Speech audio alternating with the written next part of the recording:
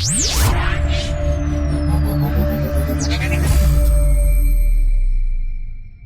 lanjutkan kembali kajian tafsir dari surah Al-Baqarah, dan kita masuk ayat 30 dan seterusnya. A'udzubillahi minasyaitonir rajim. Bismillahirrahmanirrahim. Wa idh qala rabbuka lil malaikati inni ja'ilun fil ardi khalifah. Qalu ataj'alu fiha man yufsidu fiha wa yasfiku ad-dima wa nahnu nusabbihu bihamdika wa nuqaddisu lak. Qala inni a'lamu ma la ta'lamun. Wa 'allama Adama al-asma'a kullaha thumma aradahum 'ala al-mala'ikati faqala anbi'uni bi asma'i haula'i in kuntum sadiqin. Qalu subhanaka la ilma lana illa ma 'allamtana innaka antal alimul hakim. Qala ya Adam anbi'hum bi asma'ihim. Falamma anba'ahum bi asma'ihim qala alam aqul lakum inni a'lamu ghaibas samawati wal ardh wa a'lamu ma tubduna wa ma kuntum taktumun. Ingatlah ketika Rabbmu berfirman kepada para malaikat, sungguh aku hendak menjadikan seorang khalifah di permukaan bumi. Para malaikat berkata, mengapa engkau hendak menjadikan khalifah di bumi ini orang yang akan membuat kerusakan, bahkan menumpahkan darah di dalamnya? Padahal kami para malaikat senantiasa bertasbih dengan memujimu dan mensucikan dirimu. Maka Allah berfirman, sesungguhnya aku mengetahui apa yang kalian tidak ketahui. Dan Allah mengajarkan kepada Adam nama-nama benda-benda seluruhnya. Kemudian mengemukakan kepada para malaikat, lalu berfirman, sebutkanlah kepadaku nama benda-benda tersebut, jika kalian memang benar-benar orang yang benar. Para malaikat menjawab, maha suci engkau ya Rabb, tidak ada yang kami ketahui selain apa yang engkau telah ajarkan kepada kami. Sesungguhnya engkau lah yang maha mengetahui lagi maha bijaksana. Allah pun berfirman, wahai Adam, beritahukan kepada mereka para malaikat nama-nama benda itu. Maka setelah diberitahukan kepada para malaikat nama-nama benda itu, Allah pun berfirman, bukankah sudah kukatakan kepada kalian wahai para malaikat bahwa sesungguhnya aku mengetahui rahasia langit dan bumi dan mengetahui apa yang kalian lahirkan atau yang kalian sembunyikan. Baik ma'asyiral muslimin wal muslimat rahimakumullah. Ayat ini bicara tentang dialog para malaikat dengan Allah Subhanahu wa taala tentang penciptaan Adam alaihi salatu wassalam. Mari kita kisahkan. Namun sebelumnya kita akan memahami secara global ayat ini. Di sini Allah Subhanahu wa taala mengatakan, wa idh qala rabbuka lil malaikati, dan ingatlah ketika Rabbmu wahai Muhammad. Kalimat Rabbmu khitab kepada Nabi sallallahu alaihi wasallam ini kemuliaan bagi Rasul kita Muhammad sallallahu alaihi wasallam, di mana Allah akan menghabarkan kisah para malaikat yang berdialog dengan dirinya tentang penciptaan Bapa seluruh manusia Adam alaihi salatu wassalam. Wa idh qala rabbuka lil malaikati, dan ingatlah ketika Rabbmu wahai Muhammad berfirman kepada para malaikat. Malaikat adalah makhluk nuraniyah, makhluk yang tercipta dari cahaya, dan mereka adalah maksum, terpelihara. makhluk itu terbagi menjadi tiga. Ada yang maksum tetapi tidak mukallaf, ada yang mukallaf tetapi tidak maksum, dan ada yang tidak kedua-duanya. Adapun yang mereka maksum dan juga mukallaf, mereka adalah para malaikat. Mereka maksum terpelihara dan juga mukallaf terbebani dengan ibadah kepada Allah Subhanahu wa taala. Mereka tidak bermaksiat sama sekali. Itulah para malaikat, terpelihara dan mereka juga terbebani dengan ibadah. Kemudian yang kedua, ada makhluk yang mereka mukallaf tapi tidak maksum. Mereka lah manusia dan juga jin. Mereka tidak terpelihara dari dosa, tetapi mereka dibebani dengan ibadah. Saja mereka terjerumus kepada kemaksiatan karena mereka tidak maksum, tapi mereka dibebani dengan ibadah kepada Allah Subhanahu wa taala. Itulah kita manusia dan juga kalangan jin. Kemudian yang ketiga, ada yang tidak maksum dan tidak mukallaf. Itulah binatang. Mereka tidak terpelihara dan tidak dibebani dengan ibadah.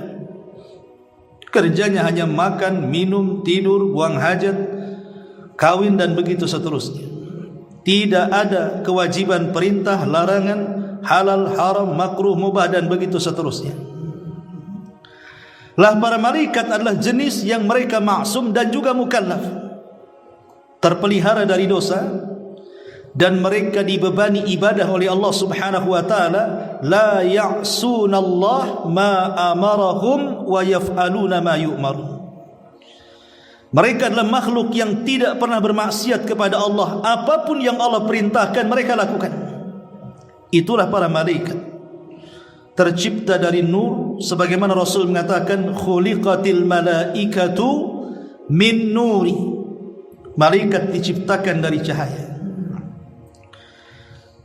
Nah di sini Allah Subhanahu wa taala berfirman kepada para malaikat. Malaikat menggunakan jama', artinya banyak para malaikat. Allah mengatakan inni ja'ilun fil ardi khalifah. Wahai para malaikat, sesungguhnya aku hendak menjadikan seorang khalifah di permukaan bumi. Apa arti khalifah? Sebagian ahli tafsir mengatakan maksudnya khalifah di sini pengganti. Pendapat pertama maksudnya pengganti dari kalangan jin. Jadi Allah akan menciptakan seorang khalifah, maksudnya manusia. Untuk apa? Untuk menggantikan kalangan jin. Karena sebelum bumi dihuni manusia itu, yang pertama menghuni bumi itu kalangan jin. Mereka yang pertama menghuni bumi. Tapi karena mereka umat perusak dan suka menumpahkan darah, maka Allah Subhanahu wa taala ingin mengganti bumi ini bukan dihuni oleh yang jauh lebih baik dibandingkan mereka. Ini tafsir yang pertama. Tafsir yang kedua, maksudnya khalifah di sini artinya yakhlufu ba'duhu ba'dha. Saya akan menciptakan makhluk yang makhluk ini kelak akan bergenerasi, di mana generasi pertama akan lenyap, datang generasi kedua, generasi kedua lenyap, datang akan generasi ketiga, dan begitu seterusnya. Dan pendapat yang ketiga maksudnya khalifah di sinilah khalifatun 'anillah, sebagai wakil Allah Subhanahu wa taala di bumi. Tapi pendapat yang ketiga ini ditolak para ulama. Sebab yang namanya wakil adalah mewakili yang tidak ada atau yang sudah meninggal. Dan Allah Subhanahu wa taala tidak mungkin tidak ada, dan Allah Subhanahu wa taala tidak mungkin mati. Sehingga penafsiran yang ketiga ini ditolak oleh para ulama. Sehingga sebagian ulama mengatakan bahwa dimaksud khalifah di sini adalah yakhlufu ba'duhu ba'dha, makhluk yang bergenerasi, di mana manusia ini tidak akan punah, Walaupun bapak-bapak mereka meninggal, maka akan diteruskan oleh keturunannya sampai hari ini, bahkan sampai kiamat dibangkitkan. Itu makna khalifah. Inni ja'ilun fil ardi khalifah. Kemudian Allah mengatakan qalu quddima. Malaikat berkata kepada Allah Subhanahu wa taala, ya Rabb, apakah engkau hendak menjadikan khalifah di bumi itu orang yang akan membuat kerusakan di dalamnya dan juga menumpahkan darah di dalamnya? Lihat bagaimana malaikat tidak ada penilaian baik sama sekali kepada manusia, langsung mengatakan perusak dan penumpah darah. Padahal Adam belum diciptakan, belum ada sosoknya seperti apa, tapi malaikat langsung menilai negatif dan mengatakan, ya Rabb, apakah engkau akan menciptakan makhluk perusak dan penumpah darah? Belum diciptakan Adam sudah berpandangan negatif. Tentu alasannya, ada pertanyaan, kenapa malaikat bisa bicara seperti itu? Makhluknya belum diciptakan tapi langsung menilai akan penciptaan Adam itu dengan nilai yang tidak baik. Sama sekali tidak ada kebaikan penilaiannya. Kecuali kalau malaikat mengatakan, ya Rabb, apakah kau akan menciptakan khalifah itu yang ahli salat, ahli puasa? Kan masih mendingan ini. Ini langsung kemudian menjustis dan mengatakan, apakah engkau akan menciptakan makhluk perusak, penumpah darah? Tentu perkataan para malaikat bukan tidak berdasar. Tentu ada dasarnya. Kenapa malaikat bicara seperti itu? Sebagian ahli tafsir mengatakan, pertama, karena malaikat mengkias dengan jin. Jin itu makhluk yang sebelumnya menghuni bumi. Mereka menumpahkan darah, mereka merusak bumi. Jadi malaikat mengkias, jangan-jangan Adam yang kau ciptakan itu persis seperti jin yang suka merusak dan menumpahkan darah. Makanya malaikat langsung bicara seperti itu. Ini penafsiran yang pertama. Penafsiran yang kedua, boleh jadi karena sebelumnya Allah Subhanahu wa taala memberitakan kepada para malaikat bahwa makhluk yang diciptakan ini, mereka adalah makhluk yang bersyahwat. Mereka adalah makhluk yang bersyahwat, dicintakan dengan perempuan, dengan harta benda dan macam-macamnya. Jadi Allah memberitahu sebelumnya. Sehingga asumsi para malaikat mengatakan di hadapan Allah, ya Rabb, apakah engkau akan menciptakan makhluk yang merusak dan juga menumpahkan darah? Karena makhluk yang kau ciptakan itu bersyahwat masalahnya. Ini juga ada yang mentafsirkan seperti itu. Kemudian yang ketiga, ada yang mentafsirkan bahwa ini bukan penolakan para malaikat. Ini bukan penolakan para malaikat, tetapi malaikat itu sedang menawarkan diri kepada Allah Subhanahu wa taala. Karena dalam Al-Quran itu ada yang bersifat khabar, ada yang bersifat amr, ada yang bersifat ard. Namanya khabar yang menghabarkan, amr itu artinya perintah, kalau ard itu menawarkan. Jadi malaikat ini sedang menawarkan, seolah-olah malaikat mengatakan, ya Rabb, untuk beribadah kepadamu, nanti bagaimana kalau seandainya mereka merusak dan menumpahkan darah? Sebaiknya tidak usah kau ciptakan, biar kami saja yang kau turunkan ke bumi. Nanti kami akan bertasbih, kami akan memujimu, kami akan membersihkan dan mensucikan dirimu. Tidak perlu kau ciptakan khalifah itu. Jadi ini bukan pembangkangan malaikat, tidak, malaikat menawarkan diri. Karena di sini malaikat mengatakan, qalu ataj'alu fiha man yufsidu fiha wa yasfiku ad-dima wa nahnu nusabbihu bihamdika wa nuqaddisu lak. Malaikat mengatakan, ya Rabb, apakah engkau akan menjadikan di bumi ini makhluk perusak, penumpah darah, sementara kami bertasbih memujimu, membersihkan dirimu? Seolah-olah malaikat mengatakan, urungkan niatmu ya Rabb. Kalau tujuanmu menciptakan Adam untuk beribadah kepadamu di bumi, sudah tidak usah kau ciptakan Adam, turunkan kami saja ke bumi, maka kami akan beribadah kepadamu. Jadi ini bentuk arad. Sehingga ada sebagian ahli tafsir mengatakan, malaikat ini tergesa-gesa. Kenapa tergesa-gesa? Adam belum tercipta, kenapa dia bicara seperti itu? Makanya Allah mengatakan, inni a'lamu ma la ta'lamun. Saya lebih tahu tentang kalian, memang kalian lebih tahu ataupun tahu soal bagaimana jin merusak bumi. Walaupun di antara mereka ada perusak, tapi di tengah-tengah turunan Adam ini nanti ada orang-orang saleh. Dari dia lahir para nabi, dari dia lahir para syuhada, dari dia lahir orang-orang yang akan menjadi wali-wali Allah. Bahkan boleh jadi mereka lebih mulia dibandingkan kalian. Kalian tidak tahu apa yang aku tahu, kata Allah.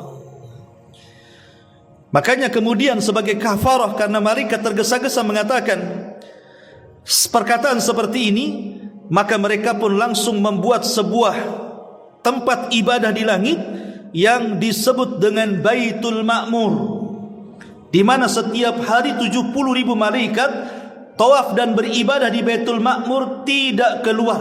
Satu hari itu beribadah, kemudian selesai mereka keluar dan tidak akan pernah kembali. Besoknya akan datang malaikat dengan jumlah yang sama 70.000, tawaf kemudian ibadah, satu hari full, kemudian keluar dan tidak akan pernah kembali. Besoknya akan datang dan begitu seterusnya sampai kiamat. Sehingga jumlah para malaikat tidak ada yang tahu kecuali Allah Subhanahu wa taala. Wa ma ya'lamu junuda rabbika illahu wa ma huwa illa dzikra lil bashar. Tidak ada yang tahu jumlah para malaikat kecuali Allah. Jadi maksudnya kalimat qalu ataj'alu fiha man yufsidu fiha wa yasfiku ad-dima wa nahnu nusabbihu bihamdika wa nuqaddisu lak. Ini adalah al-aradu, penawaran para malaikat saja. Malaikat ingin menawarkan diri. Ma'asyiral muslimin yang dimuliakan Allah Subhanahu wa taala. Di sini Allah Subhanahu wa taala mengatakan wa 'allama Adamal asma'a kullaha, dan dia Allah mengajarkan kepada Adam nama-nama seluruhnya. Kemudian mengemukakan kepada para malaikat. Qala faqala anbi'uni bi asma'i haula'i in kuntum shadiqin. Maka Allah berfirman kepada para malaikat, sebutkanlah kepada aku nama-nama benda itu jika kamu memang benar-benar orang-orang yang benar. Ayat 31 Al-Baqarah ini Allah ingin menjelaskan kepada kita tentang apa yang dikatakan para malaikat, bahwa asumsi para malaikat bahwa makhluk yang akan diciptakan oleh Allah itu akan menjadi makhluk perusak dan penumpah darah dibantah di sini. Bahwa makhluk ini jauh lebih mulia dibandingkan kalian. Jadi makhluk yang akan saya ciptakan seolah-olah Allah katakan akan jauh lebih mulia dibandingkan kalian. Kenapa? Karena makhluk ini akan diberikan pengetahuan yang kalian tidak tahu. Sebagian ahli tafsir mengatakan apa yang dimaksud dan dia mengajarkan kepada Adam itu nama-nama keseluruhan.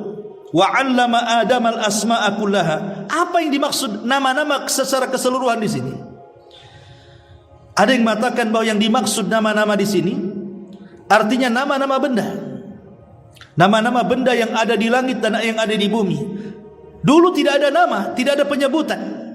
Hal ata 'alal insan hinum minad dahri lam yakun syai'an madhkuran. Apakah sampai kepada manusia sebuah masa di mana dahulu tidak ada yang disebut, maksudnya tidak ada nama. Maka Allah Subhanahu wa taala ajarkan kepada Adam nama-nama. Ini namanya bintang, ini namanya bulan, ini namanya matahari, ini namanya langit, ini namanya galaksi. Kemudian ke bumi ini namanya sungai, lautan, hutan, ini ikan itu, ikan ini buah itu dan macam-macam. Dan itu malaikat tidak tahu. Ini satu penafsiran.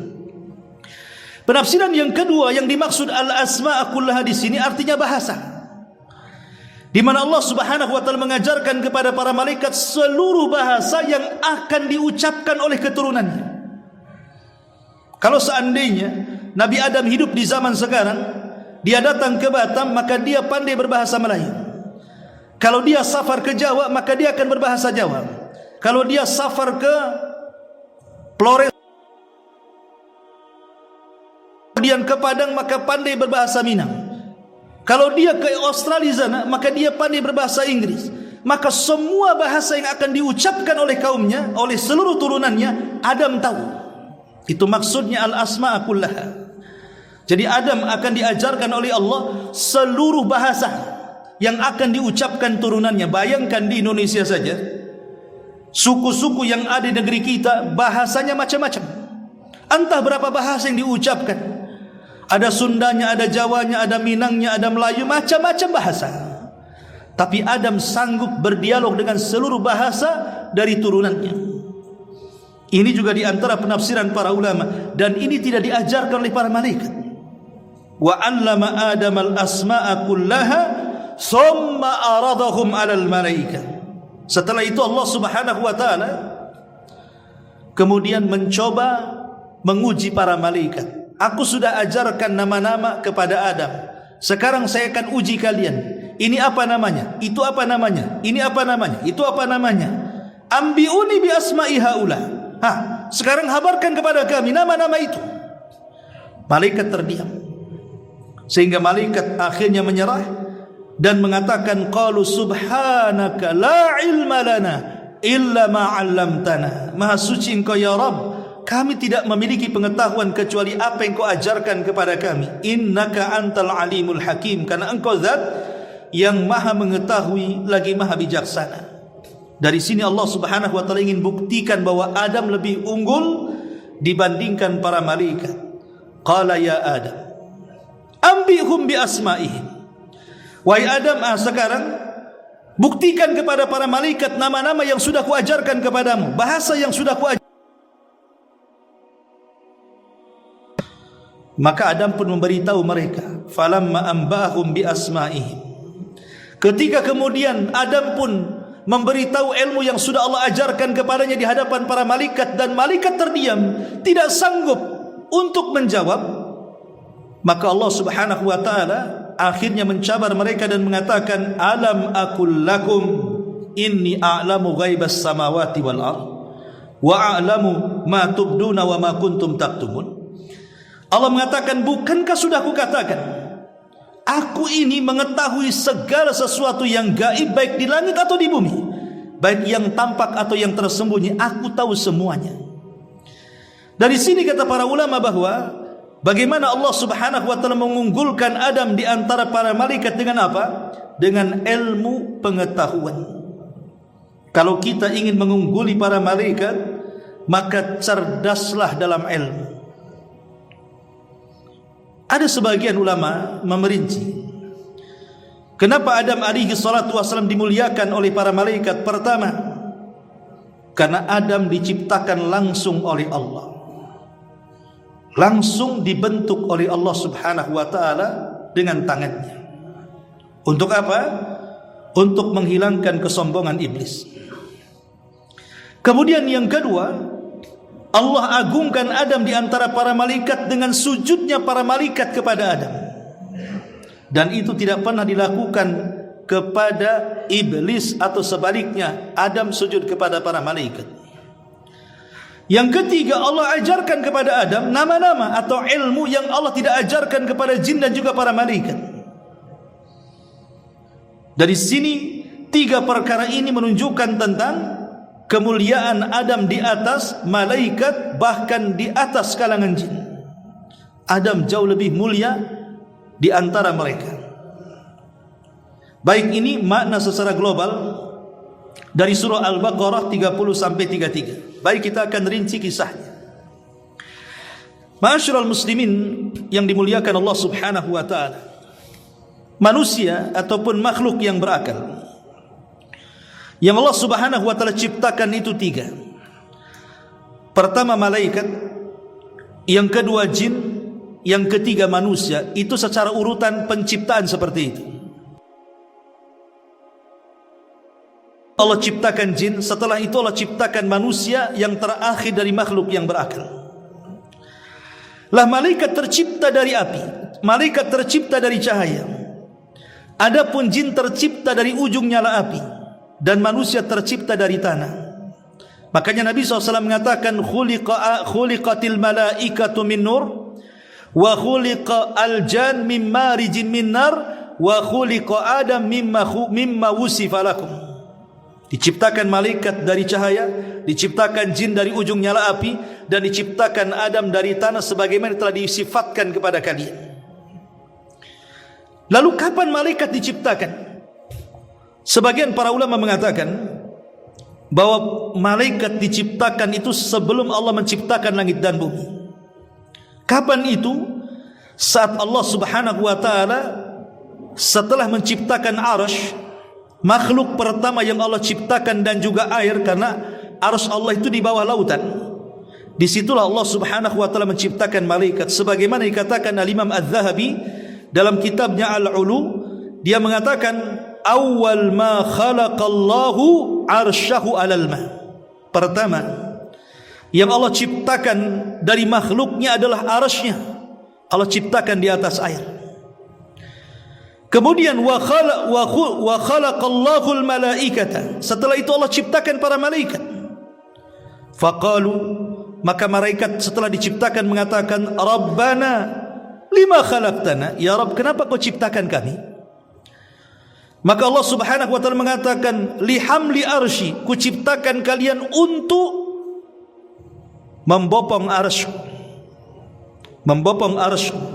Faqalu, dia mengatakan, wa may yaqwi ala dzalik, siapa yang kuat memikul arsy-Mu ya Rabb? Arsy-Mu sebesar itu, siapa yang kuat? Kenapa malaikat mengatakan seperti ini? Bayangkan ketika Nabi mengatakan bandingan bumi dengan langit saja seperti cincin diletakkan di padang pasir. Cincin itu buminya, padang pasir itu langitnya. Kalau dikumpulkan langit dan bumi dengan kursi Allah, maka sama dengan cincin diletakkan di padang pasir. Cincin itu langit dan buminya, kursi itu adalah padang pasirnya. Makanya Allah mengatakan wasi'at kursiyuhus samawati wal ardh. Kursinya Allah itu meliputi langit dan bumi. Kalau seandainya semua makhluk digabung, kemudian dibandingkan dengan arsy Allah Subhanahu wa taala, sama dengan cincin diletakkan di padang pasir. Cincin itu semua makhluknya dan arsy itu padang pasirnya. Macam mana yang menciptakannya? Allahu Akbar. Allah lebih besar daripada makhluknya. Pertanyaannya, makhluk sebesar itu, tiba-tiba Allah mengatakan kepada para malaikat, ketika malaikat mengatakan, apa tujuan menciptakan kami ya Rabb? Kata Allah, untuk memikul arsy-Ku, katanya. Malaikat mengatakan, siapa yang bisa tahan memikul arsy-Mu, kata para malaikat. Maka Allah mengatakan, faqulu la haula wala quwwata illa billah. Tidak ada daya dan kekuatan melainkan milik Allah Subhanahu wa taala, zat yang maha tinggi lagi maha agung. Ketika semua malaikat mengucapkan kalimat itu, maka terpilihlah 8 malaikat pemikul arsy dan sanggup memikul arsy. Kata Rasul, Allah sudah mengizinkan kepadaku untuk mensifati malaikat pemikul arsy, di mana kakinya menembus 7 lapis bumi, kemudian badannya menjulang menembus langit sampai 7 lapis langit, sampai ke kursi. Kemudian tanduknya itulah memikul arsy Allah Subhanahu wa taala. Sebesar itulah malaikat arsy. Kalau ini bukan Nabi yang menceritakan, tentu hanya hayalan. Tapi hadis ini sahih. Nabi SAW yang menceritakan tentang sifat para malaikat pemikul arsy. Yang Allah katakan, alladzina yahmiluna arsya rabbih. Malaikat-malaikat yang memikul arsy itu, di mana kakinya menembus 7 lapis bumi, badannya menembus lapisan langit, baru tanduknya kemudian memikul arsy Allah Subhanahu wa taala. Dan jumlah mereka 8 malaikat. Dan Allah Maha Kuasa, sehingga ketika para ulama menjelaskan tentang faedah mengucapkan la haula wala quwata illa billah, salah satunya adalah untuk memberikan kekuatan kepada kita. Makanya dianjurkan kalau antum sedang sakit atau ada orang yang sakit terbaring, ya kita ini kan hanya mencari sebab saja, kesembuhan tetap milik Allah Subhanahu wa taala.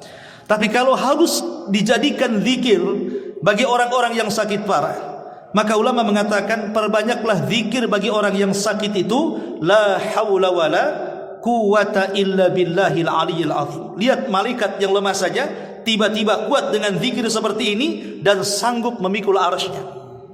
Ada ini faedah dari para ulama mengatakan seperti itu. Baik, ma'asyiral muslimin wal muslimat rahimakumullah. Lah malaikat ini setelah Allah Subhanahu wa taala ciptakan, sebelum menciptakan langit dan bumi, para malaikat ini dibebani oleh Allah Subhanahu wa taala sebagai utusan Allah Subhanahu wa taala untuk mengatur alam semesta. Untuk mengatur alam semesta. Maka keberadaan para malaikat kata lima.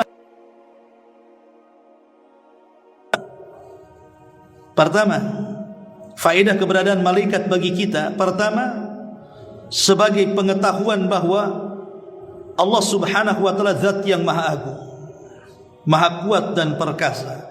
Dia sanggup menciptakan para malaikat sekuat itu dan sebanyak itu untuk dijadikan tentara-tentaranya. Makanya kalau seandainya satu bumi manusia kufur, tidak akan mengurangi kekuasaan Allah.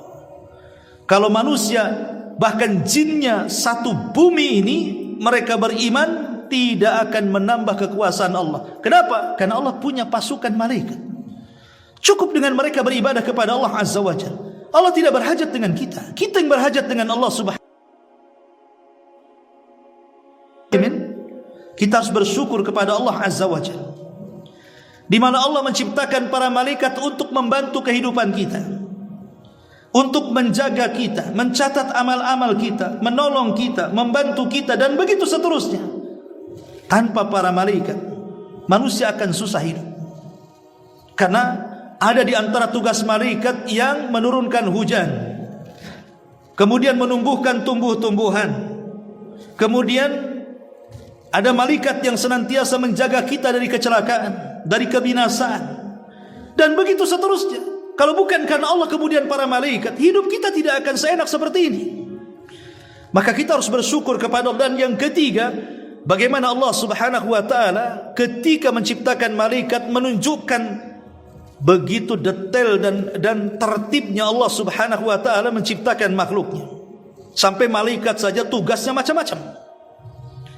Padahal Allah Subhanahu wa taala sanggup mengurus sendirian.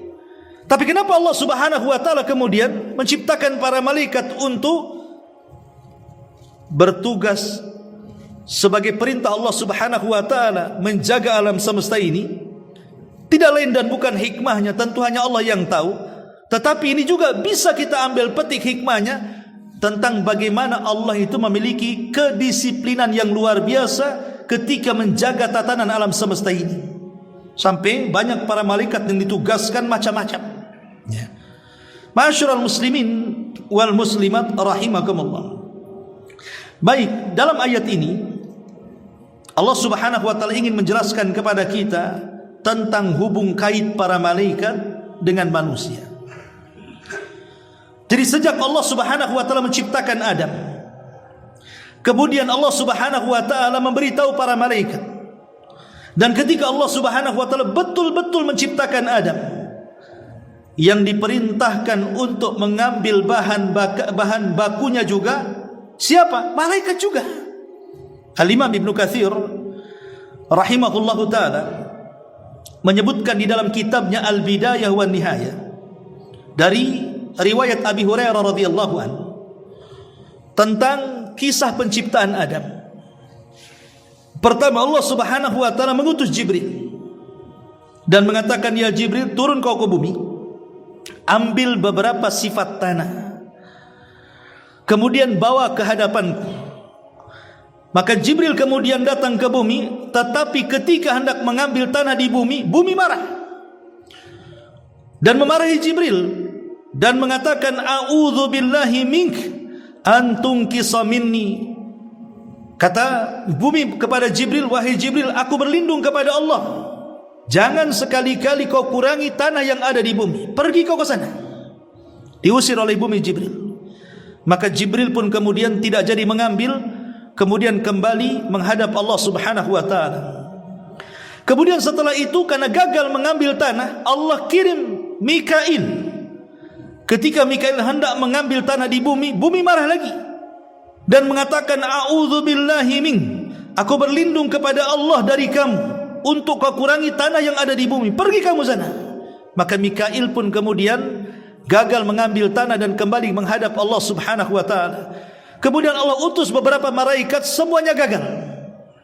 Maka yang terakhir Allah Subhanahu wa taala mengutus malakul maut dan mengatakan, "Ya malakul maut, ambil tanah di bumi." sebagai bahan baku Adam. Maka malakul maut pun kemudian turun ke bumi.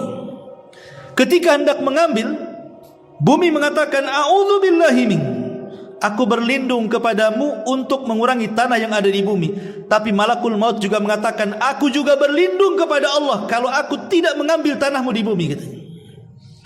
Mau tidak mau, akhirnya malakul maut pun mengambil beberapa tanah dan sifat-sifatnya di bumi. Jadi diambil dari tanah yang bersifat keras, ada yang bersifat lembek, ada yang tengah-tengah di antara keduanya dengan berbagai macam warna, ada yang tanah hitam, merah, putih dan begitu seterusnya. Dan itu akan menjadi watak dan sifat-sifat manusia disesuaikan dengan sifat tanah. Makanya wajar ada manusia yang berkulit putih, mungkin tanah putih. Ada yang berkulit hitam, mungkin tanah kebakar. Ada yang berkulit belang-belang, mungkin campuran, kan itu. Ada yang keras hatinya, mungkin tanahnya keras. Ada yang lembut hatinya, mungkin lempung. Ada yang suka bersengketa, ya tanah sengketa, dan begitu seterusnya. Ya. Boleh jadi mungkin manusia itu memiliki sifat-sifat yang ada pada tanah itu. Makanya Rasul mengatakan, wa khuliqa Adam mimma wusifa lakum, dan Adam diciptakan sesuai dengan sifat-sifat yang telah Allah berikan kepada kalian.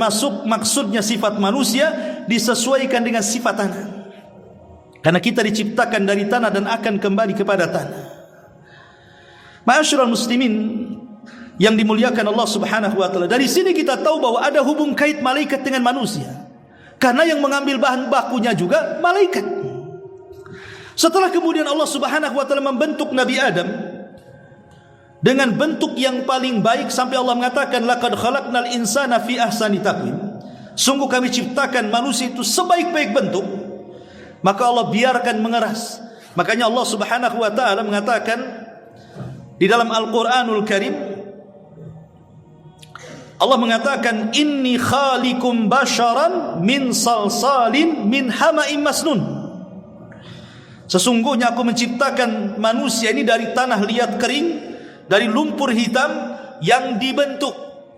Maka Allah membentuk sampai akhirnya mengeras.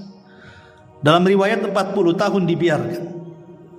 Setelah Allah Subhanahu wa taala menciptakan Adam dengan tangannya, dan itu belum pernah dilihat oleh siapapun. Ketika malaikat melihat Adam dalam bentuk seperti itu, takjub. Luar biasa Allah menciptakan kita itu. Bahkan yang lebih takjub juga iblis. Kok ada ciptaan yang bentuknya seindah ini? Tapi karena iblis sudah ada hasad dalam hatinya, dia bukan hanya melihat. Kalau malaikat melihat saja, dia kemudian masuk di lubang telinga, keluar di lubang hidung, masuk ke lubang hidung, di luar ke lubang mulut, dan begitu seterusnya. Sambil ketika sudah puas ditepuknya Adam yang masih berbentuk patung itu, rupanya berbunyi. Kata iblis, ini makhluk lemah. Kenapa? Karena makhluk ini penuh dengan rongga, berarti perlu makan, minum dan begitu seterusnya. Kata iblis, kalau Allah kuasakan makhluk ini kepadaku, sudah kuhancurkan. Hasadnya sudah nampak di sini. Makanya ketika Allah Subhanahu wa taala kemudian hendak meniupkan ruh kepada Adam alaihi salatu wassalam, inilah perbedaan Adam dengan kita. Kalau Adam itu dibentuk dulu jasadnya, baru diciptakan ruhnya. Kalau kita diciptakan ruhnya dulu, baru dibentuk jasadnya. Jadi Adam itu dibentuk dulu jasadnya, baru ruhnya diciptakan. Dan Allah Subhanahu wa taala menciptakan ruh Adam ini dinisbatkan kepada dirinya, sama dengan Isa bin Maryam. Ini dua ruh yang dinisbatkan kepada Allah adalah ruhnya Adam dan ruhnya Isa bin Maryam. Allah mengatakan terhadap Isa, wa kalimatuhu alqaha ila Maryam wa ruhum minhu, dan ruhnya dari Allah. Seolah apa? Ruhnya Isa disandarkan kepada Allah. Adam juga sama. Fa idza sawaituhu wa nafakhtu fihi min ruhi, dan apabila sudah kusempurnakan ciptaannya, fa idza sawaituhu wa nafakhtu, dan aku tiupkan min ruhi, dari ruhku. Lihat di sini ruhku, ini maksudnya Allah di sini. Ruh disandarkan kepada Allah. Hanya ada 2 ruh dalam Quran yang disandarkan kepada Allah, menunjukkan 2 ruh ini sangat istimewa. Makanya ketika Allah Subhanahu wa taala betul-betul meniupkan ruh kepada Adam, apa kata Allah? Semata-mata ruh masuk ke dalam jasad Adam, faqa'u lahu sajidin. Kalian harus sujud. Fasajadal malaika, maka malaikat sujud. Ahli tafsir mengatakan, kenapa malaikat sujud kepada Adam? Ada yang mengatakan bahwa malaikat sujud bukan kepada jasad Adam, tapi kepada ruh Adam. Ketika ruh dimasukkan, malaikat sujud karena menghormati ruhnya. Karena ruhnya Adam berbeda dengan ruh manusia yang lainnya. Itu ruh yang disandarkan kepada Allah. Makanya dari sini kemudian ada kesimpulan bahwa jasad itu tidak ada harganya ketika ruh keluar dari jasadnya. Tapi jasad itu akan bernilai ketika ruh itu masih ada di kandung badan. Dan itu terbukti dalam fakta. Coba kalau ada orang mati, walaupun dia presiden, biarkan di tepi jalan seminggu, jangan dia apa-apain. Setelah seminggu, siapa yang berani mendekatinya? Sudah jadi bangkai, bau dan begitu seterusnya. Tapi ketika dia ada ruhnya, mulailah dia pakai pakaian, pakai seragam, pakai pangkat, pakai seragam jabatan dan begitu seterusnya, baru manusia menghargainya. Jadi malaikat itu maksudnya menghargai ruh dengan sujud. Ini yang pertama. Yang kedua, malaikat sujud kepada Adam itu bukan kemudian menghormati ruh Nabi Adam, tidak, tapi menjadikan kiblat. Sama dengan kita menjadikan Mekah itu sebagai kiblat, kemudian kita sujud menghadap Ka'bah. Maka para malaikat sujud juga sama, menjadikan Adam itu sebuah kiblat. Makanya kemudian mereka sujud. Dan sujud di sini bukan sujud ibadah, karena tidak boleh sujud ibadah diberikan kecuali kepada Allah. Maksudnya di sinilah sujud penghormatan. Sama kalau TNI itu meletakkan tangan di kepala begini, ini menghormat namanya. Jadi malaikat itu seperti itu menghormati dengan cara sujud. Tapi ini sujud penghormatan, bukan sujud ibadah. Karena sujud ibadah tidak boleh kecuali diberikan kepada Allah Subhanahu wa taala. Ma'asyiral muslimin yang dimuliakan Allah Azza wa Jalla.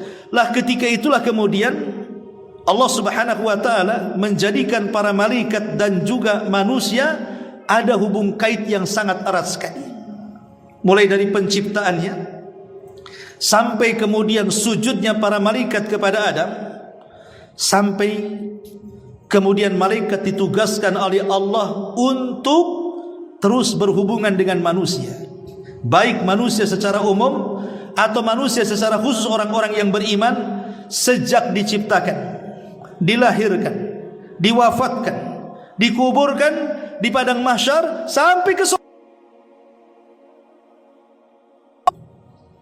Adapun hubung kait dengan kita manusia biasa, maka sejak kita diciptakan oleh Allah Subhanahu wa taala, kita diciptakan dalam bentuk janin dalam perut ibu, 40 dalam bentuk sperma, 40 berikutnya dalam bentuk darah, 40 berikutnya dalam bentuk daging. Kemudian ketika lengkap 4 bulan, kemudian ditiupkan ruh. Siapa yang meniupkan ruh? Malaikat. Ditugaskan oleh Allah untuk meniupkan ruh ke dalam janin kita. Kemudian dicatat berapa rizkinya, berapa bahagianya, berapa celakanya, berapa umurnya, dan begitu seterusnya. Kemudian lahir ke bumi. Allah simpan satu malaikat untuk memberikan was-was kebaikan, sebagaimana Allah simpan satu jin untuk memberikan was-was keburukan. Itulah qarin. Dan qarin ini tidak akan lepas sampai manusia mati. Baru setelah kemudian berjalan di dunia, macam-macam para malaikat itu ditugaskan untuk menjaga kita. Sehingga Allah mengatakan, wa inna alaikum lahafidin. Dan sesungguhnya bagi kalian wahai para malaikat ada malaikat-malaikat penjaga manusia. Coba bayangkan ketika kita naik kendaraan, yang harusnya ketabrak tidak ketabrak, siapa yang menyelamatkan? Malaikat. Yang harusnya kepleset tidak kepleset, siapa yang menyelamatkan? Para malaikat. Yang harusnya jatuh tidak jatuh, siapa yang menyelamatkan? Para malaikat. Kemudian kita tidur, yang harusnya banyak semut dan serangga masuk ke lubang hidung, masuk ke lubang telinga, tapi tidak ada serangga yang masuk ke lubang-lubang yang ada di badan kita. Padahal hari-hari kita musuhan dengan binatang. Coba lihat, semut kita semprot baygon, kemudian nyamuk juga kita bantai di rumah itu. Semua hasyarat, makhluk-makhluk kecil kita sapu, kita buang keluar. Kalau Allah taruh dendam kepada makhluk-makhluk kecil ini, boleh jadi kita tidak mungkin hidup di bumi. Tidur sebentar tahu-tahu penuh dengan nyamuk, penuh dengan semut, penuh dengan kecoa, macam-macam kan. Tapi itu semua tidak mendekati kita. Siapa yang jaga? Siapa yang menjauhkan makhluk-makhluk itu dari kita? Pada kita sedang tidur tidak sadar, para malaikat yang ditugaskan untuk menjaga kita. Lihat bagaimana hubung kait yang luar biasa. Dan ini pembahasan yang sangat panjang sekali.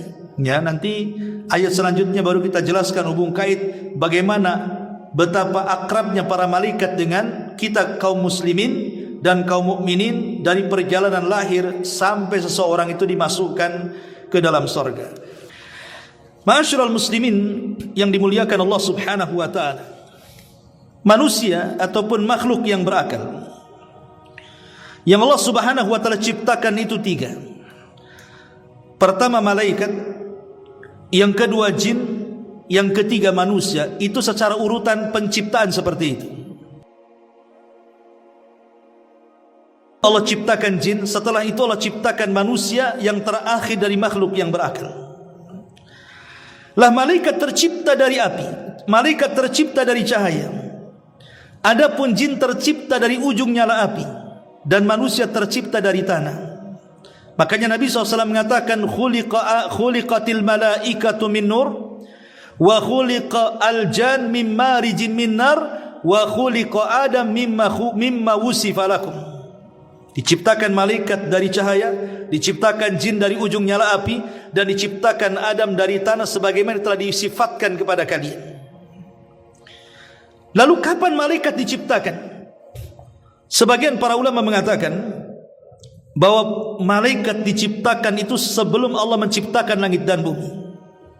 Kapan itu? Saat Allah Subhanahu wa taala setelah menciptakan arsy, makhluk pertama yang Allah ciptakan, dan juga air, karena arsy Allah itu di bawah lautan.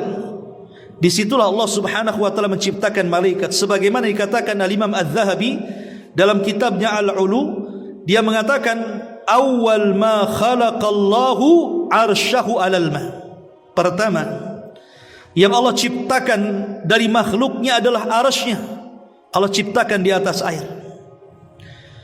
Kemudian wa khalaqallahu al-malaikata. Setelah itu Allah ciptakan para malaikat. Faqalu, maka malaikat setelah diciptakan mengatakan, Rabbana lima khalaqtana, ya Rabb, kenapa kau ciptakan kami? Maka Allah Subhanahu wa taala mengatakan, lihamli arsy, ku ciptakan kalian untuk membopong arsy. Membopong arsy. Faqalu, dia mengatakan, wa may yaqwi ala dzalik, siapa yang kuat memikul arsy-Mu ya Rabb? Arsy-Mu sebesar itu, siapa yang kuat? Kenapa malaikat mengatakan seperti ini? Bayangkan ketika Nabi mengatakan bandingan bumi dengan langit saja seperti cincin diletakkan di padang pasir. Cincin itu buminya, padang pasir itu langitnya. Kalau dikumpulkan langit dan bumi dengan kursi Allah, maka sama dengan cincin diletakkan di padang pasir. Cincin itu langit dan buminya, kursi itu adalah padang pasirnya. Makanya Allah mengatakan wasi'at kursiyuhus samawati wal ardh. Kursinya Allah itu meliputi langit dan bumi. Kalau seandainya semua makhluk digabung, kemudian dibandingkan dengan arsy Allah Subhanahu wa taala, sama dengan cincin diletakkan di padang pasir. Cincin itu semua makhluknya dan arsy itu padang pasirnya. Macam mana yang menciptakannya? Allahu Akbar. Allah lebih besar daripada makhluknya. Pertanyaannya, makhluk sebesar itu, tiba-tiba Allah mengatakan kepada para malaikat, ketika malaikat mengatakan, apa tujuan menciptakan kami ya Rabb? Kata Allah, untuk memikul arsy-Ku, katanya. Malaikat mengatakan, siapa yang bisa tahan memikul arsy-Mu, kata para malaikat. Maka Allah mengatakan, faqulu la haula wala quwwata illa billah. Tidak ada daya dan kekuatan melainkan milik Allah Subhanahu wa taala, zat yang maha tinggi lagi maha agung. Ketika semua malaikat mengucapkan kalimat itu, maka terpilihlah 8 malaikat pemikul arsy dan sanggup memikul arsy. Kata Rasul, Allah sudah mengizinkan kepadaku untuk mensifati malaikat pemikul arsy, di mana kakinya menembus 7 lapis bumi, kemudian badannya menjulang menembus langit sampai 7 lapis langit, sampai ke kursi, kemudian tanduknya itulah memikul arsy Allah Subhanahu wa ta'ala. Sebesar itulah malaikat arsy. Kalau ini bukan Nabi yang menceritakan, tentu hanya hayalan. Tapi hadis ini sahih. Nabi SAW yang menceritakan tentang sifat para malaikat pemikul arsy. Yang Allah katakan, alladzina yahmiluna arsya rabbi. Malaikat-malaikat yang memikul arsy itu, di mana kakinya menembus 7 lapis bumi, badannya menembus lapisan langit, baru tanduknya kemudian memikul arsy Allah Subhanahu wa ta'ala. Dan jumlah mereka 8 malaikat.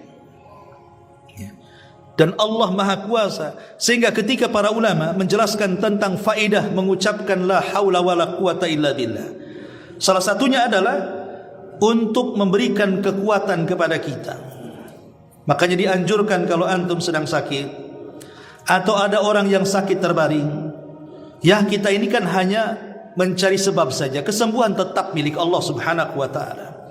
Tapi kalau harus dijadikan zikir bagi orang-orang yang sakit parah, maka ulama mengatakan perbanyaklah zikir bagi orang yang sakit itu, la haula wala quwata illa billahil aliyyil azim. Lihat malaikat yang lemah saja tiba-tiba kuat dengan zikir seperti ini dan sanggup memikul arsy-Nya. Ada ini faedah dari para ulama mengatakan seperti itu. Ya. Baik, ma'asyiral muslimin wal muslimat rahimakumullah. Lah malaikat ini setelah Allah Subhanahu wa ta'ala ciptakan, sebelum menciptakan langit dan bumi, para malaikat ini dibebani oleh Allah Subhanahu wa ta'ala sebagai utusan Allah Subhanahu wa ta'ala untuk mengatur alam semesta. Untuk mengatur alam semesta. Maka keberadaan para malaikat, kata 5. Pertama, faedah keberadaan malaikat bagi kita. Pertama, sebagai pengetahuan bahwa Allah Subhanahu wa ta'ala zat yang maha agung, maha kuat dan perkasa. Dia sanggup menciptakan para malaikat sekuat itu dan sebanyak itu untuk dijadikan tentara-tentaranya. Makanya kalau seandainya satu bumi manusia kufur, tidak akan mengurangi kekuasaan Allah. Kalau manusia bahkan jinnya satu bumi ini mereka beriman, tidak akan menambah kekuasaan Allah. Kenapa? Karena Allah punya pasukan malaikat. Cukup dengan mereka beribadah kepada Allah Azza wa Jalla. Allah tidak berhajat dengan kita. Kita yang berhajat dengan Allah Subhanahu wa ta'ala. Kita harus bersyukur kepada Allah Azza wa Jalla, di mana Allah menciptakan para malaikat untuk membantu kehidupan kita, untuk menjaga kita, mencatat amal-amal kita, menolong kita, membantu kita, dan begitu seterusnya. Tanpa para malaikat, manusia akan susah hidup. Karena ada di antara tugas malaikat yang menurunkan hujan, kemudian menumbuhkan tumbuh-tumbuhan, kemudian ada malaikat yang senantiasa menjaga kita dari kecelakaan, dari kebinasaan, dan begitu seterusnya. Kalau bukan karena Allah kemudian para malaikat, hidup kita tidak akan seenak seperti ini. Maka kita harus bersyukur kepada Allah. Dan yang ketiga, bagaimana Allah Subhanahu wa ta'ala ketika menciptakan malaikat menunjukkan begitu detail dan tertibnya Allah Subhanahu wa ta'ala menciptakan makhluknya. Sampai malaikat saja tugasnya macam-macam. Padahal Allah Subhanahu wa ta'ala sanggup mengurus sendirian.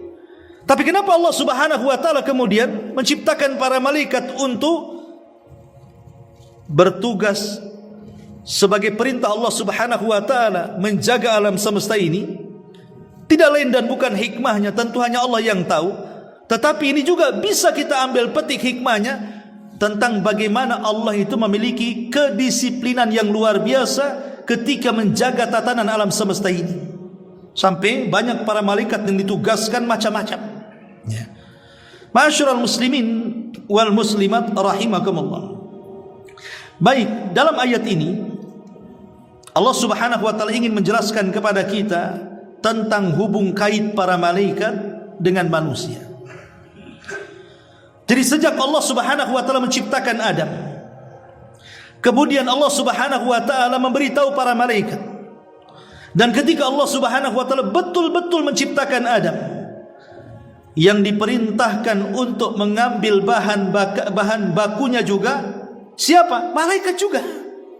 Al-Imam Ibnu Katsir rahimahullahu taala menyebutkan di dalam kitabnya Al-Bidayah wan Nihayah dari riwayat Abi Hurairah radhiyallahu anhu tentang kisah penciptaan Adam.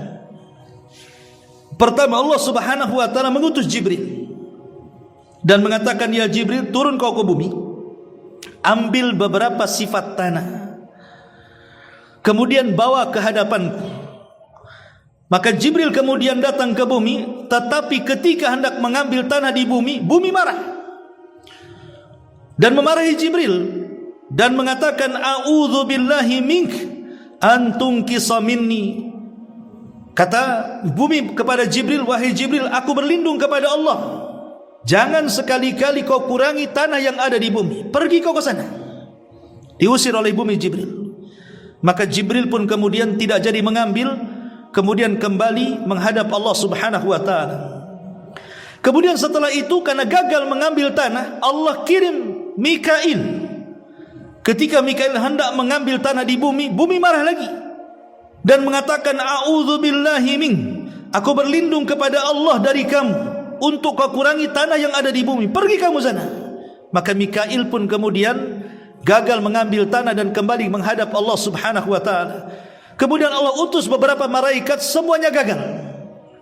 Maka yang terakhir, Allah Subhanahu wa taala mengutus malakul maut dan mengatakan, "Ya malakul maut, ambil tanah di bumi sebagai bahan baku Adam." Maka malakul maut pun kemudian turun ke bumi. Ketika hendak mengambil, bumi mengatakan, "A'udzu billahi min." Aku berlindung kepadamu untuk mengurangi tanah yang ada di bumi. Tapi malakul maut juga mengatakan, "Aku juga berlindung kepada Allah kalau aku tidak mengambil tanahmu di bumi," katanya. Mau tidak mau, akhirnya malakul maut pun mengambil beberapa tanah dan sifat-sifatnya di bumi. Jadi diambil dari tanah yang bersifat keras, ada yang bersifat lembek, ada yang tengah-tengah di antara keduanya dengan berbagai macam warna, ada yang tanah hitam, merah, putih dan begitu seterusnya. Dan itu akan menjadi watak dan sifat-sifat manusia disesuaikan dengan sifat tanah. Makanya wajar ada manusia yang berkulit putih, mungkin tanah putih. Ada yang berkulit hitam, mungkin tanah kebakar. Ada yang berkulit belang-belang, mungkin campuran, kan gitu. Ada yang keras hatinya, mungkin tanahnya keras. Ada yang lembut hatinya, mungkin lempung. Ada yang suka bersengketa, ya tanah sengketa, dan begitu seterusnya. Ya. Boleh jadi mungkin manusia itu memiliki sifat-sifat yang ada pada tanah itu. Makanya Rasul mengatakan, "Wa khuliqa Adam mimma wusifa lakum." Dan Adam diciptakan sesuai dengan sifat-sifat yang telah Allah berikan kepada kalian. Maksudnya sifat manusia disesuaikan dengan sifat tanah. Karena kita diciptakan dari tanah dan akan kembali kepada tanah. Ma'asyiral muslimin yang dimuliakan Allah Subhanahu wa taala, dari sini kita tahu bahwa ada hubung kait malaikat dengan manusia. Karena yang mengambil bahan bakunya juga malaikat.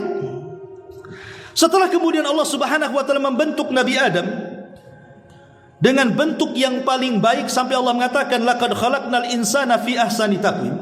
Sungguh kami ciptakan manusia itu sebaik-baik bentuk. Maka Allah biarkan mengeras. Makanya Allah Subhanahu wa taala mengatakan di dalam Al-Qur'anul Karim, Allah mengatakan, "Inni khaliqum basharan min salsalin min hama'im masnun." Sesungguhnya aku menciptakan manusia ini dari tanah liat kering, dari lumpur hitam yang dibentuk. Maka Allah membentuk sampai akhirnya mengeras. Dalam riwayat 40 tahun dibiarkan.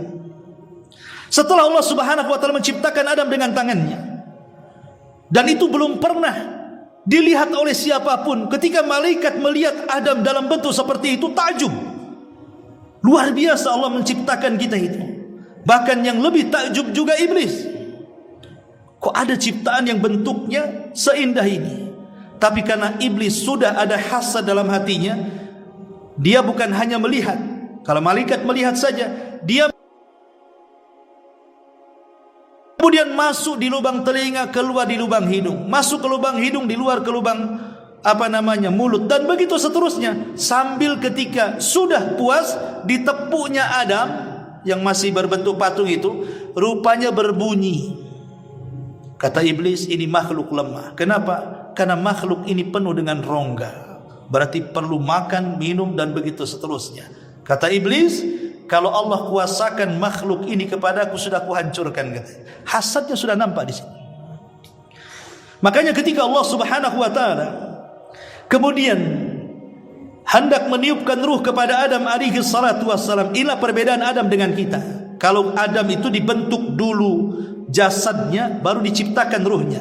Kalau kita diciptakan ruhnya dulu, baru dibentuk jasadnya. Jadi Adam itu dibentuk dulu jasadnya, baru ruhnya diciptakan. Dan Allah Subhanahu wa taala menciptakan ruh Adam ini dinisbatkan kepada dirinya, sama dengan Isa bin Maryam. Ini dua ruh yang dinisbatkan kepada Allah adalah ruhnya Adam dan ruhnya Isa bin Maryam. Allah mengatakan terhadap Isa, wa kalimatuhu alqaha ila Maryam wa ruhum minhu, dan ruhnya dari Allah.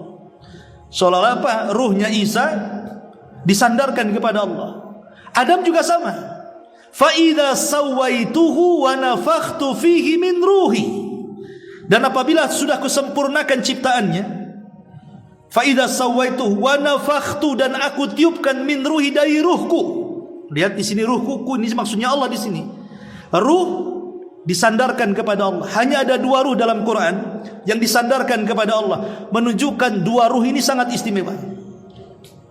Makanya ketika Allah Subhanahu wa taala betul-betul meniupkan ruh kepada Adam, apa kata Allah? Semata-mata ruh masuk ke dalam jasad Adam, faqa'u lahu sajidin, kalian harus sujud. Fasajadal malaika, maka malaikat sujud. Ahli tafsir mengatakan, kenapa malaikat sujud kepada Adam? Ada yang mengatakan bahwa malaikat sujud bukan kepada jasad Adam, tapi kepada ruh Adam. Ketika ruh dimasukkan, malaikat sujud karena menghormati ruhnya. Karena ruhnya Adam berbeda dengan ruh manusia yang lainnya. Itu ruh yang disandarkan kepada Allah. Makanya dari sini kemudian ada kesimpulan bahwa jasad itu tidak ada harganya ketika ruh keluar dari jasadnya. Tapi jasad itu akan bernilai ketika ruh itu masih ada di kandung badan. Dan itu terbukti dalam fakta. Coba kalau ada orang mati, walaupun dia presiden, biarkan di tepi jalan seminggu, jangan dia apa-apain. Setelah seminggu, siapa yang berani mendekatinya? Sudah jadi bangkai, bau, dan begitu seterusnya. Tapi ketika dia ada ruhnya, mulailah dia pakai pakaian, pakai seragam, pakai pangkat, pakai seragam jabatan, dan begitu seterusnya, baru manusia menghargainya. Jadi malaikat itu maksudnya menghargai ruh dengan sujud. Ini yang pertama. Yang kedua, malaikat sujud kepada Adam itu bukan kemudian menghormati ruh Nabi Adam, tidak, tapi menjadikan kiblat. Sama dengan kita menjadikan Mekah itu sebagai kiblat, kemudian kita sujud menghadap Ka'bah. Maka para malaikat sujud juga sama, menjadikan Adam itu sebagai kiblat. Makanya kemudian mereka sujud. Dan sujud di sini bukan sujud ibadah, karena tidak boleh sujud ibadah diberikan kecuali kepada Allah. Maksudnya di sini adalah sujud penghormatan. Sama kalau TNI itu meletakkan tangan di kepala begini, ini menghormat namanya. Jadi malaikat itu seperti itu, menghormati dengan cara sujud. Tapi ini sujud penghormatan, bukan sujud ibadah. Karena sujud ibadah tidak boleh kecuali diberikan kepada Allah Subhanahu wa taala. Ma'asyiral muslimin yang dimuliakan Allah Azza wa Jalla. Lah ketika itulah kemudian Allah Subhanahu wa taala menjadikan para malaikat dan juga manusia ada hubung kait yang sangat erat sekali. Mulai dari penciptaannya sampai kemudian sujudnya para malaikat kepada Adam, sampai kemudian malaikat ditugaskan oleh Allah untuk terus berhubungan dengan manusia, baik manusia secara umum atau manusia secara khusus orang-orang yang beriman, sejak diciptakan, dilahirkan, diwafatkan, dikuburkan di padang mahsyar sampai ke surga. Adapun hubung kait dengan kita manusia biasa, maka sejak kita diciptakan oleh Allah Subhanahu wa taala, kita diciptakan dalam bentuk janin dalam perut ibu, 40 dalam bentuk sperma, 40 berikutnya dalam bentuk darah, 40 berikutnya dalam bentuk daging. Kemudian ketika lengkap 4 bulan, kemudian ditiupkan ruh. Siapa yang meniupkan ruh? Malaikat. Ditugaskan oleh Allah untuk meniupkan ruh ke dalam janin kita. Kemudian dicatat berapa rizkinya, berapa bahagianya, berapa celakanya, berapa umurnya, dan begitu seterusnya. Kemudian lahir ke bumi. Allah simpan satu malaikat untuk memberikan was-was kebaikan, sebagaimana Allah simpan satu jin untuk memberikan was-was keburukan. Itulah qarin. Dan qarin ini tidak akan lepas sampai manusia mati. Baru setelah kemudian berjalan di dunia, macam-macam para malaikat itu ditugaskan untuk menjaga kita. Sehingga Allah mengatakan, wa inna alaikum lahafidin. Dan sesungguhnya bagi kalian wahai para malaikat, ada malaikat-malaikat penjaga manusia. Coba bayangkan ketika kita naik kendaraan, yang harusnya ketabrak tidak ketabrak, siapa yang menyelamatkan? Malaikat. Yang harusnya kepleset tidak kepleset, siapa yang menyelamatkan? Para malaikat. Yang harusnya jatuh tidak jatuh, siapa yang menyelamatkan? Para malaikat. Kemudian kita tidur, yang harusnya banyak semut dan serangga masuk ke lubang hidung, masuk ke lubang telinga, tapi tidak ada serangga yang masuk ke lubang-lubang yang ada di badan kita. Padahal hari-hari kita musuhan dengan binatang. Coba lihat, semut kita semprot baygon, kemudian nyamuk juga kita bantai di rumah itu. Semua hasyarat, makhluk-makhluk kecil kita sapu, kita buang keluar. Kalau Allah taruh dendam kepada makhluk-makhluk kecil ini, boleh jadi kita tidak mungkin hidup di bumi. Tidur sebentar tahu-tahu penuh dengan nyamuk, penuh dengan semut, penuh dengan kecoa, macam-macam kan. Tapi itu semua tidak mendekati kita. Siapa yang jaga? Siapa yang menjauhkan makhluk-makhluk itu dari kita? Pada kita sedang tidur tidak sadar, para malaikat yang ditugaskan untuk menjaga kita. Lihat bagaimana hubung kait yang luar biasa. Dan ini pembahasan yang sangat panjang sekali. Ya, nanti ayat selanjutnya baru kita jelaskan hubung kait bagaimana betapa akrabnya para malaikat dengan kita kaum muslimin dan kaum mukminin dari perjalanan lahir sampai seseorang itu dimasukkan ke dalam surga.